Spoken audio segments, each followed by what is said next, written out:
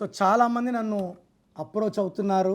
Marriage అయిన 3 నెలలకే మనస్పర్ధలు, 6 నెలలకి మనస్పర్ధలు, మేము కలిసి ఉండలేము. ఇక్కడ చూస్తే అమ్మాయి వెల్ ఎడ్యుకేటెడ్, అబ్బాయి వెల్ ఎడ్యుకేటెడ్, జాతకాలు చూసే కదా పెళ్లి చేస్తున్నాము. ఇక్కడ ప్రాబ్లం వచ్చేసి వీళ్ళ పేర్లో ఉన్న సంఖ్యాబలం మ్యాచ్ కాకపోవడం. 1లో పుట్టిన అమ్మాయికి 6లో పుట్టిన వాళ్ళు 8లో పుట్టిన వాళ్ళని మ్యారేజ్ చేస్తే చేసిన గంట నుంచే కొట్లాట్లు స్టార్ట్. 2లో పుట్టిన అమ్మాయికి 1లో పుట్టిన వాళ్ళని 9లో పుట్టిన వాళ్ళని 8లో పుట్టిన వాళ్ళతో మ్యారేజ్ చేసిన ఇబ్బందులు. 3లో పుట్టిన అమ్మాయి 6న పుట్టిన అబ్బాయిని మ్యారేజ్ చేసుకోకూడదు.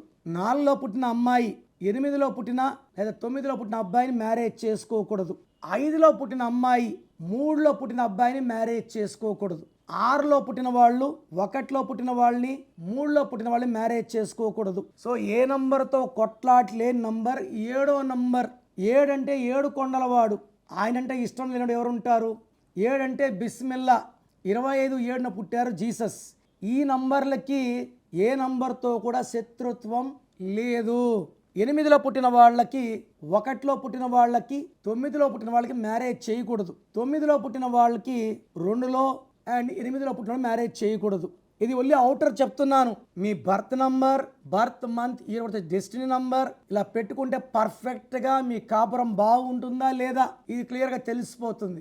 సో నేను న్యూమరాలజీ ప్రకారం 7 లక్షల మందికి మ్యారేజ్ గైడ్ చేస్తే 7 లక్షల మంది హ్యాపీగా కాపురాలు చేసుకుంటున్నారు. సో మీ పేరులో బలం ఎంత ఉంది చెక్ చేసుకోండి.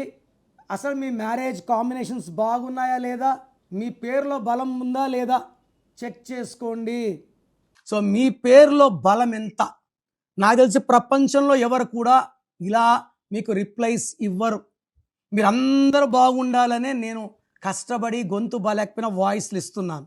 సో మీ పేరులో బలం ఎంత ఉందో తెలుసుకోవాలనుకుంటే మీ full name, calling name, date of birth స్క్రీన్లో కనిపించే ఏ నంబర్ కన్నా పెట్టచ్చు, లేదా నా పర్సనల్ వాట్సాప్ నంబర్ 9951197198 9951197198.